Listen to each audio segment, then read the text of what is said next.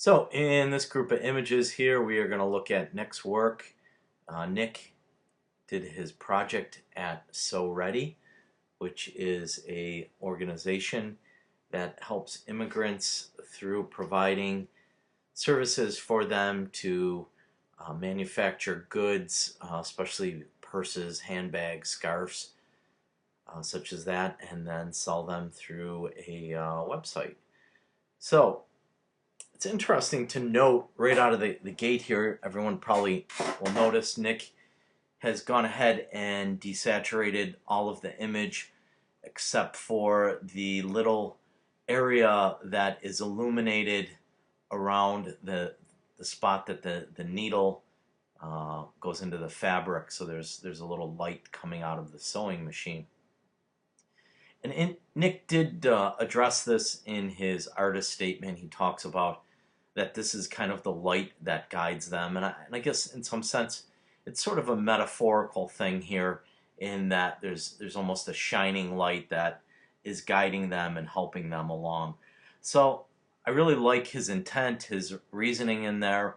I know everyone probably is sick of hearing me say it, but I'm usually not crazy about desaturating an image and just having one area that is in color.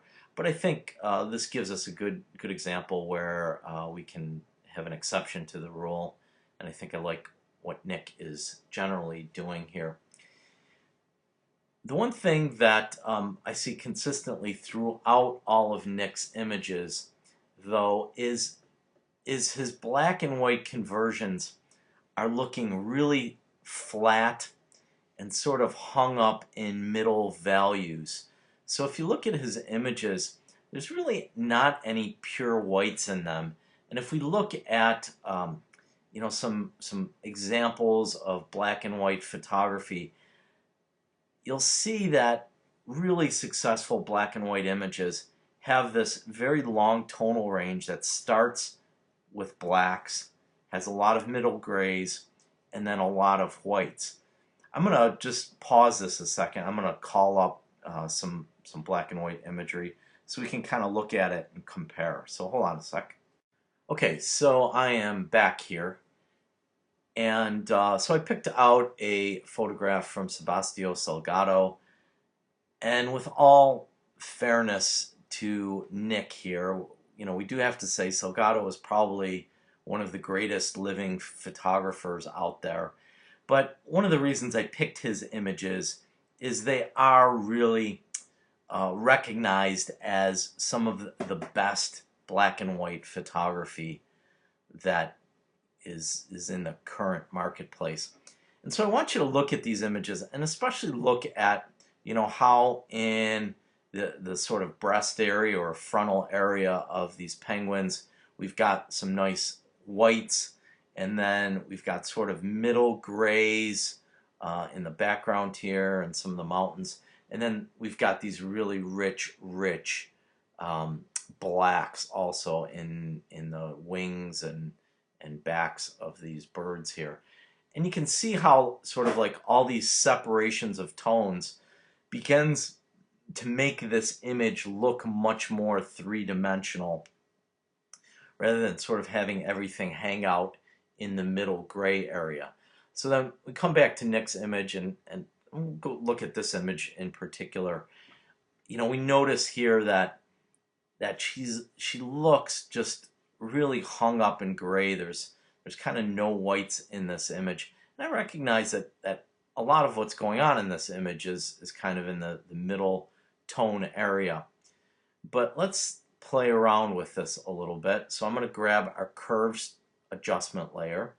There's a little finger in the upper right hand corner where we can kind of drag the tonal ranges, specific tonal ranges, either up or down, so either make them brighter or darker. So in this case, I'm going to find an area that I kind of want to be white. So it looks like in her shirt, this stripe here might be of a brighter value. So I'm just going to push that up. And as I push it up, notice my curve here sort of bellied upwards. And then I'm going to find another area here that maybe like right here that we can make a little bit darker and bring that down just a little bit.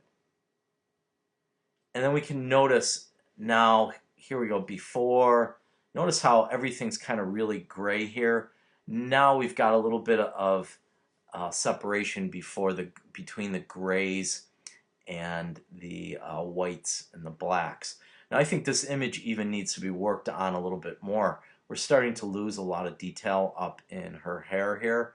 So again, I'm just going to grab another adjustment layer. It really can be any adjustment layer you want. But in this instance, I'm going to go to screen on it. And then I'm going to go to adjustments, invert. So I'm basically turning that level backwards. And then I'm going to select a white paintbrush tool, like so. And then I'm just going to paint in her hair like that. And wow, look at, we got our details back.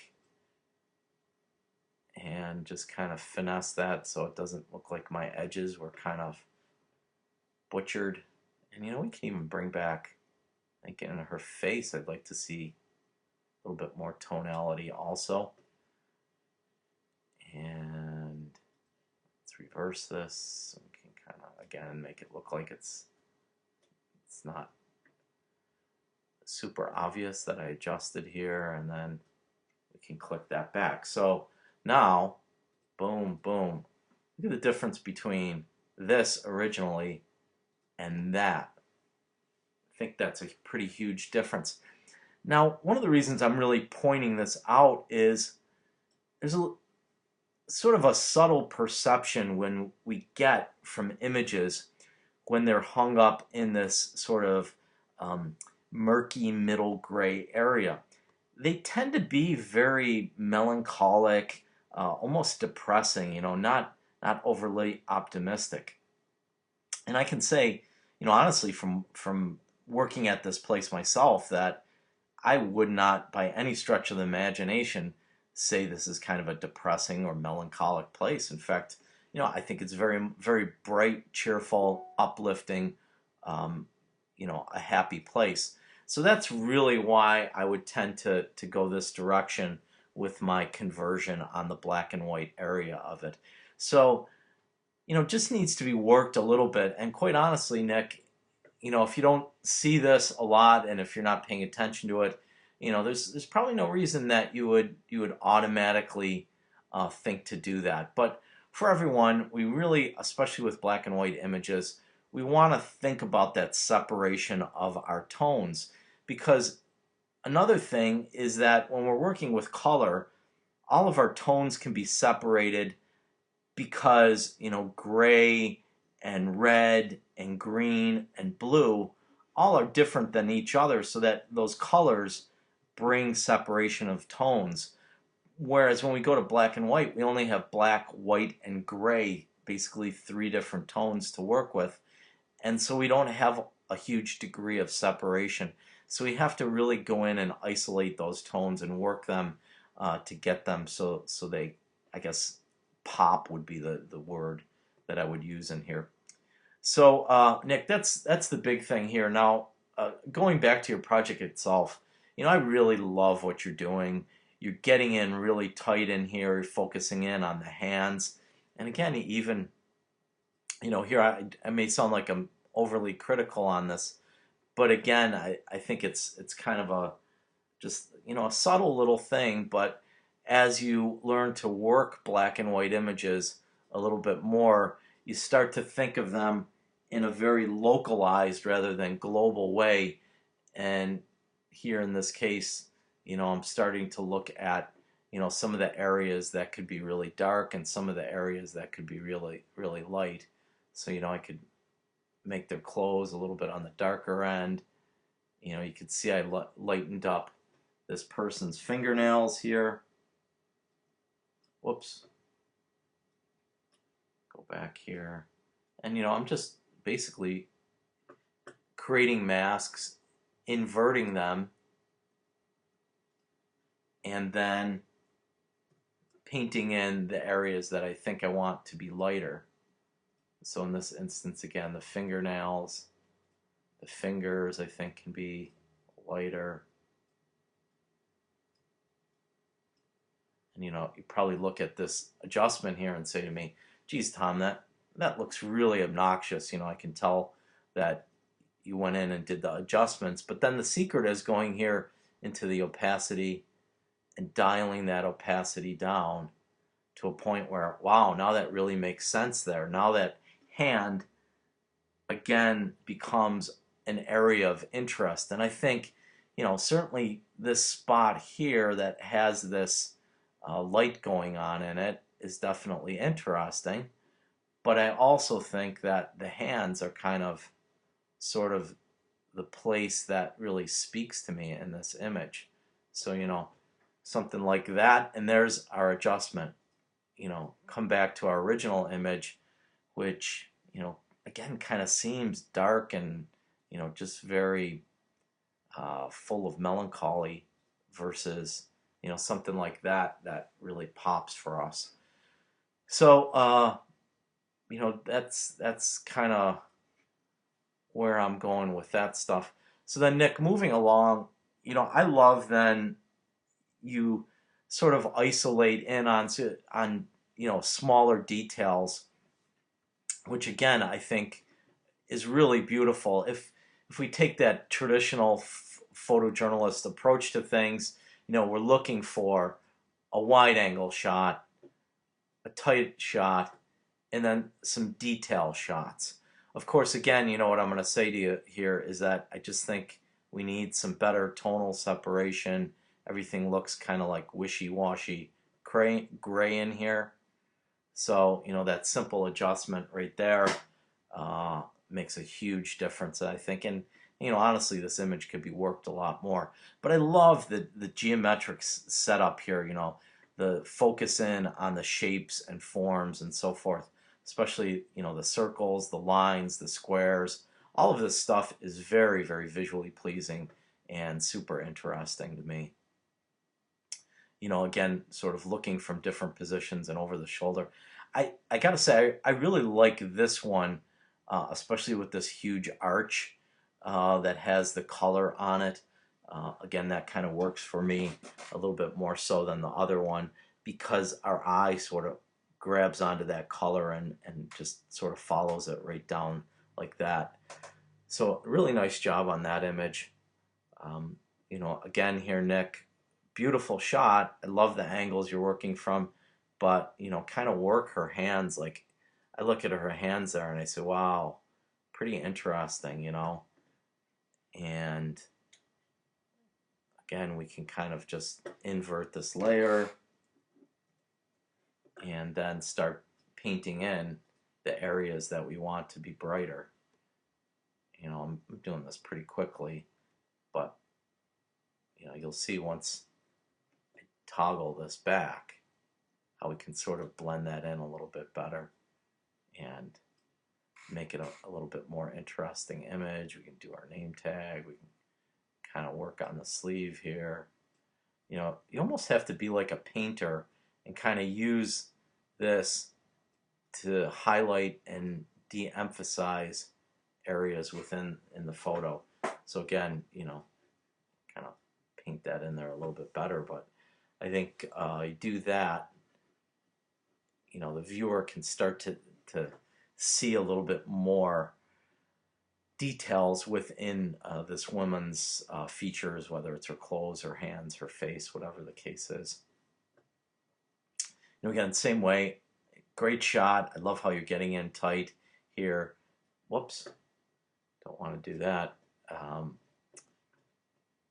But again, I think we just got to separate these tones here and work this image a little bit better. One of my favorite shots, again, focusing in on the patterns, the shapes, part of the tools that these people use to work in their daily lives. Sorry to continually bang on you here, Nick, but again, I think that we go in, boom, like that, something like that, toggle it back a little bit, and now we're starting to get some separation between those, like so. Another one of my favorite shots. Again, we sort of have that wide shot, almost like you're an observer, sort of outside the door. So to me, this almost feels like you've got it as shot 8. To me, this almost feels like it should be a shot number 1, because it sort of is like we're walking in the door here in the first place, and I think that to me feels like it should be your opening shot here. Again, me being compelled to work through stuff here. I'm doing this sort of quickly and haphazardly. I don't want to procrastinate on this, but again, I think you get the idea. Before, kind of flat, lifeless, and gray. After, we start to get some depth that's established through our tonality. Well, that's not yours. So Nick, I know I kind of went on about working through stuff, but also I just wanted to point that lesson out for everybody, especially if you're doing some black and white stuff as you're moving forward throughout the semester. But Nick, overall, really good job. Your work has been really solid all semester long, and I think this project is a really solid one. I know I spent a lot of time talking about the black and white end of it, but honestly, that's something that you learn over years of working with black and white images and working with Photoshop. So really, at this point, you can't be expected to fully do that, but I do want you to try it, and I want everybody to begin thinking in that term and starting to look at black and white images as a series of tones that we have to sort of separate out through use of Photoshop. So Nick, good job here, and keep up the good work here, and we'll look forward to seeing what you have in store for us in your final portfolio. So next up we have Michael's work. So just again want to focus in on his artist statement. I'll give you a chance to read this here. Michael, went pretty brief in his artist statement, and certainly something can be said for brevity in these things. I'm wondering if just maybe another sentence or two might be appropriate out of this. Again, I like the sentiment: with a little help from the welcoming community and a lot of hard work, anyone can achieve their goals, no matter how big and or how small. Maybe put in another sentence in there that talks about, you experienced this feeling as you became involved with the So Ready project, and then maybe say something about how it may have also personally affected you, and that you want to communicate that in this body of work. So again, we don't want artist statements to be lengthy documents, but also I think we probably just want to also incorporate some of our own feelings or experiences from there. So again, just want to point that out really quickly in that end of things. So over to images. Michael, I appreciate you labeling these for me nicely so we know exactly what order that they go in, and your first image for sure gives us an exterior of the place. Having been there again myself, I really like this image from the sense of it shows how this place kind of just really blends within the community. It's almost sort of behind some trees and in the middle of a big structure that has a church and some other buildings in there. So I kind of like how you've actually had this tree interrupting part of the front of the frame here, because it does give us a sense of how this place almost blends right into the community, even though it is a place that is specifically geared towards immigrants and refugees and giving them assistance. So a great introductory shot. Again, we talk about the formula for photojournalism is a wide, a medium, and a tight shot. So here's certainly a nice wide introductory shot for us. And our second image, just continuing along with that theme, is the medium type of shot here. And again, like the composition of it, we've got this sort of line or series of lines that all draw our eye close into the person that's doing the sewing here. Um, Image looks a teeny bit on the dark side to me. Again, for anyone that's been there, I don't get the sense that this place is sort of a dark and moody sort of place. There's lots of bright colors and stuff like that. So I kind of feel like the image itself should be a little bit brighter as opposed to dark like that. So we can do our brightness a couple different ways. We can do a curves layer, grab that finger there, and then just drag it upwards, and it's going to drag our curves up. Certainly we can delete that and try some other ways of doing it. Here I'm going to just change the blending mode to screen, and that's going to lighten it up.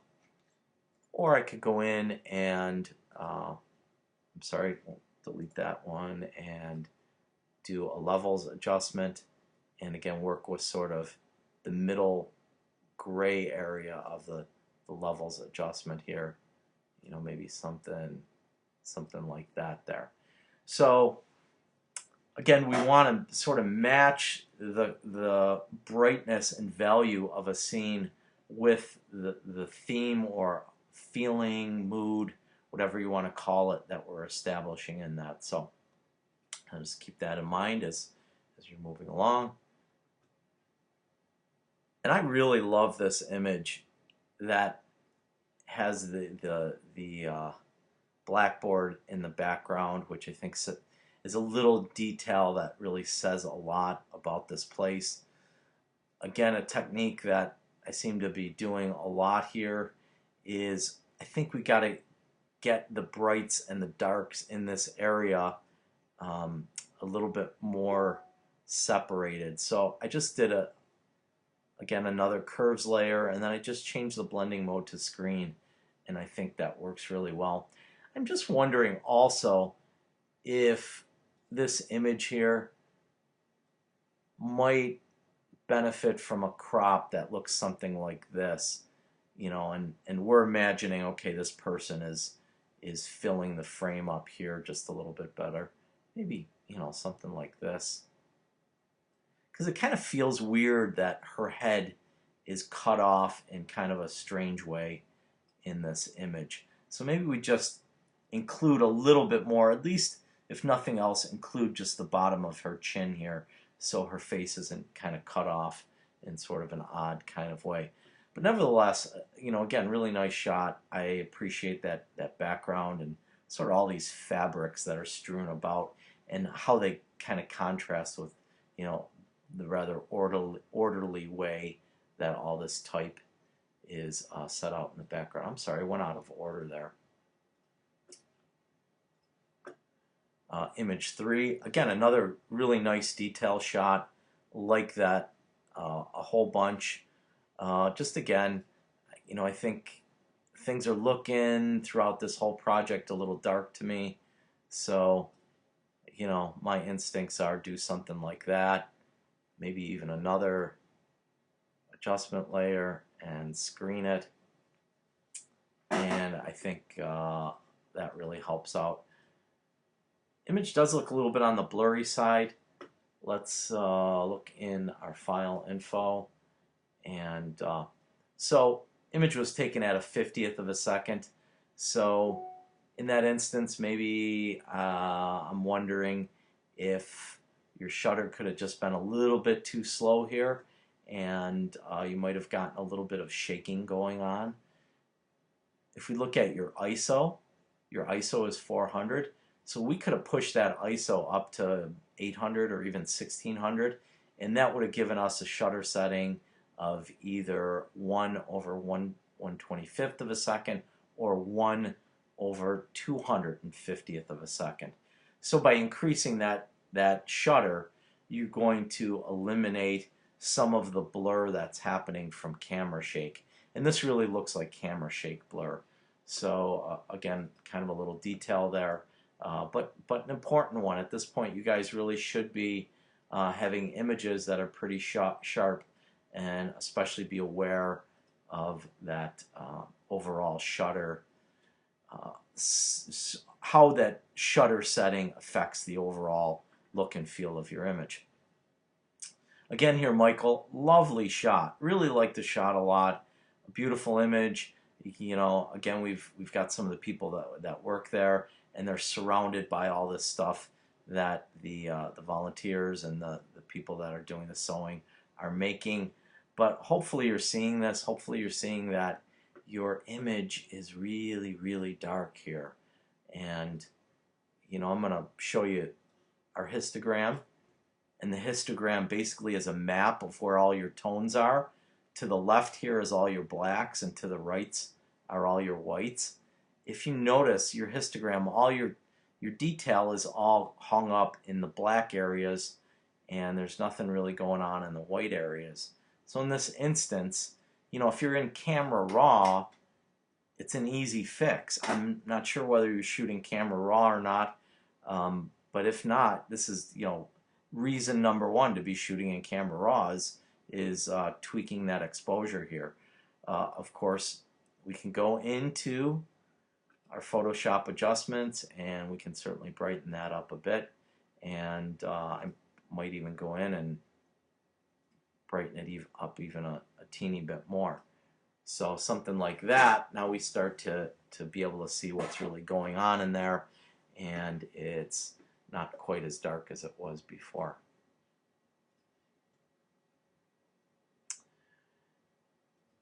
I'm sorry, we'll go into here.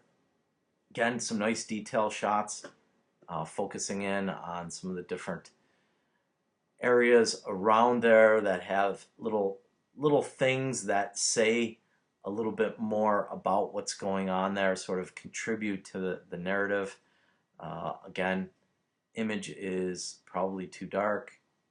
Kind of go in and do something like that, and I think that image really pops for us a little bit.